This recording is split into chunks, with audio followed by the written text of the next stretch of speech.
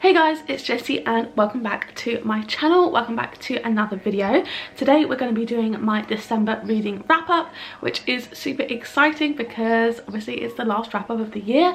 I know this is coming to you guys a few days into January. I hope you don't mind, but I did kind of finished quite a few books towards the end of December, so I didn't want to pre-film it and then potentially miss out on talking about really good books. So yeah, without further ado, I will just get straight into it. So I'm going to be doing a separate kind of reading wrap up of the whole of 2022, so that is on the way, as well as like my 2023 goals, stuff like that. So lots of fun videos coming your way. But without further ado, I will get into my statistics for this month like I always do. So these are from the app Storygraph, which is just like kind of Goodreads but also offers some statistics and stuff too.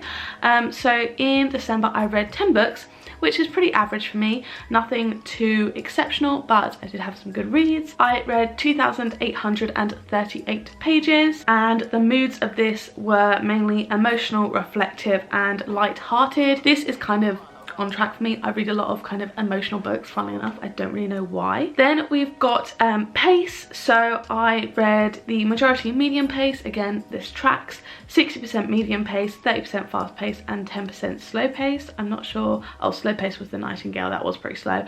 So yeah, pretty much again normal. I prefer a fast or medium paced book. I prefer fast paced, but I feel like most books are medium paced, so that kind of makes sense. Then for page number, we have a bit more of an even split than normal. 50% were 300 to 499 pages, 40% were less than 300 and 10% were over 500. So I did read a couple stories for a short story collection in here. That's kind of what skewed it a bit towards the lower number. Then we've got 10% non-fiction and 90% fiction. That's because I read a memoir this month. Then genres: contemporary, short stories, science fiction, romance, thriller were my main ones. This is a bit unusual for me. Again, it's from the short story collection. That's kind of put the science fiction up more than it normally is. Then for format, we have quite more of an even split than I normally have. 40% of it was print, 40% audio and 20% digital. So this is because I got a Scribd subscription this month, which is like an audiobook kind of service. It's like Kindle Unlimited for audiobooks really, and I've been listening to some really fun audiobooks on there, so that's been really fun, and yeah, obviously lending me to read more books through audio form. This month I had a very varied review kind of list this month. A lot of different star ratings. The average was 3.2, which is pretty low for me. I would prefer it to be closer to 4. I mean, ideally I'd want a 5-star month, but that has not happened yet. But quite a few in the 2 stars, which is unfortunate. And then a very varied reading month. As you can see, pages in December I read 2,838, and it was very evenly spread across the month. Obviously a little bit of a lull between the 9th and the 15th. This was when I was doing my end of term uni assignment, so that makes sense. And yeah, really up and down. Besides that, I wasn't doing too well of tracking every day. I was more so just putting on books here, so this isn't entirely accurate, but overall those are my reading statistics. So without further ado, I will get into the books. I'm just getting these up on my Goodreads, which is Jessie Hines. If you want to follow me, it is always linked in the description. So going in order of when I read them, firstly we have Randomized by Andy Weir. I actually read this one last month, but I believe I didn't get to include it in my wrap up, so I'm including it this month. This was part of the Forward collection, which are a collection of short stories. I read this one on my phone. It was only about 30 pages long. It wasn't very long at all. These are kind of sci-fi futuristic short stories. This one obviously is by Andy Weir. I didn't really like it that much. I found it very boring, to be honest. I gave this one 2 stars, and it was probably the most disappointing in the collection that I've read so far. It was kind of just about, I believe it was quantum mechanics and slot machines and stuff, whereas a lot of the others were just much more interesting, so I didn't really like it at all. Then moving into the actual books that I read in December, I don't have half of these here because I obviously moved home from uni for Christmas. I didn't want to bring a load of books home because I had to bring home books that I was planning to read for videos, and I didn't want to just be bringing home books. So half of them are at uni, unfortunately, but I do have 3 of the physical books with me now, and a few of them I did read on my Kindle.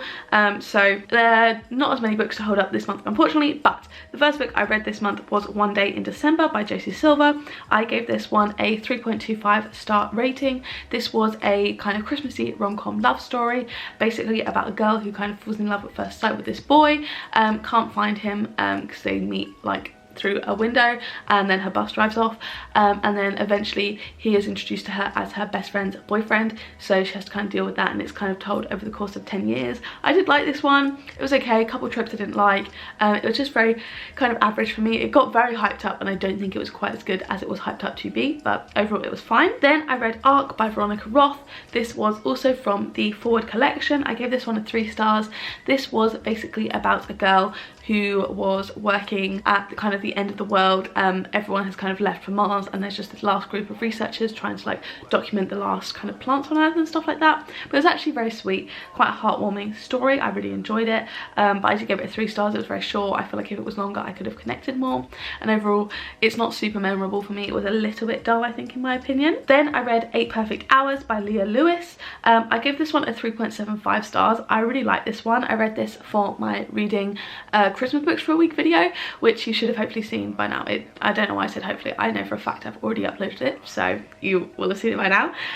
But this is basically about a girl who meets a guy in a snowstorm. They're kind of trapped together for 8 hours, and then they keep running into each other in their lives, and it's also deals a little bit with grief and things like that, so it's very interesting, and I really liked the kind of ending of this. I thought it was very cute, so I did give this a 3.75 stars. Definitely exceeded my expectations. Then I read You Have Arrived at Your Destination by Amor Towles. This again was the last book I read this month from the Forward collection. This one was very disappointing. I gave this one a 2 stars. I felt like this one had a really good potential, and just unfortunately it kind of didn't really follow through with this. It's got a good idea, but then kind of 3/4 of the way through, certain ideas get introduced that never really get mentioned again. It kind of goes in a rogue direction, and I just really didn't like it very much. I think it was had a very abrupt ending and just a good premise, but it was very disappointing. Then I read Love Light Farms, also on my Kindle. This is the first in the Love Light Farms series by B.K. Borison, and I gave this one a 4 stars. This was such a cute fake dating friends to lovers romance, and I really liked it. It was a little bit different from regular fake dating and friends to lovers, I think, and what I liked about it is it was set at Christmas, but it wasn't overly Christmassy. She runs like a Christmas tree farm, but it was really cute, and yeah, I really liked the guy. What was his name? Oh my god, Luca, I believe. Luca was so cute in this book. He was such a nice little book boyfriend, and yeah, very cute. I really enjoyed it. Then I read The Killer in the Snow. This is the final book that I read for my reading Christmas books for a week video, and I gave this one a 3 stars. I actually have this one here, very excitingly. I can finally hold it up. But yeah, this is The Killer in the Snow. This is kind of a pretty generic, to be honest, kind of crime book. It was just fine. It would have been very boring, I think, for me if it didn't have kind of a certain kind of twist type of thing with the reveal at the end. There was part of it that made it a little bit more interesting, I guess, but it was just fine, to be honest. Like, it was nothing crazy to me. It was very much kind of what I think of as a dad book, like a dad crime book. So yeah, it was fine. Just yeah, a 3 stars. Can't really complain about it, but I probably wouldn't recommend it unless you're specifically looking for something like this. Then I read 2 books for my reading the lowest and highest rated books on my TBR video. The first one was Leave the World Behind. This was the lowest rated book on my TBR. I give this one a 2 stars. I felt like it was kind of set up to be a thriller dystopian type of book, and I really didn't feel like it was like that at all. I found it very underwhelming. I felt like the writing was quite aggressive, almost quite masculine, quite abrupt, and I didn't really enjoy that. Kind of found it a bit weird that certain things were really overly sexualized, which didn't really fit with the story at all. But overall I wasn't too overwhelmed with this one. I didn't love it very much. But then I did read The Nightingale, which is the highest rated book on my TBR. I forgot to mention these books. This one's just kind of a murder mystery type of thing set at Christmas. Someone kills a family and there's like footprints going in but not coming out, basically. This one is about a family that go on holiday, and there are like a couple that own the holiday place. They arrive there and they basically say that there's like a massive blackout and you don't know what's going on. You think it's like apocalyptic type of thing. And then The Nightingale follows 2 sisters in France during the war, both kind of fighting the Germans in different ways, one way more overt, one way more domestic. But overall I did enjoy this one. I gave it a 4.25 stars. I had very low expectations because this is a historical fiction and I haven't tended to like that in the past, but I really enjoyed the writing from this. I found it very, very gripping and overall really good. Just my issue with it is towards the end I found that it seemed like it was kind of like almost like fishing for you to get emotional, like certain things I felt were thrown in there that weren't entirely necessary to the story, and it just kind of felt like it wanted to make you cry. I did cry at the end. I cried multiple times. It was a very powerful book, and I did enjoy it. I think it does deserve the good rating.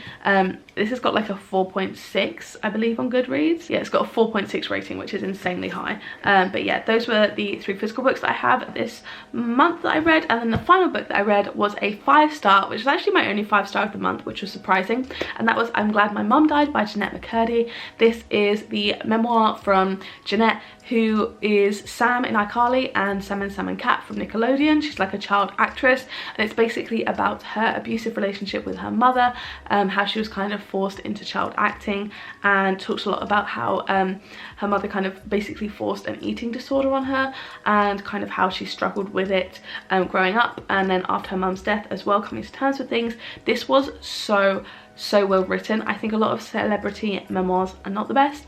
I read this as an audiobook and she narrates it, and it was incredible.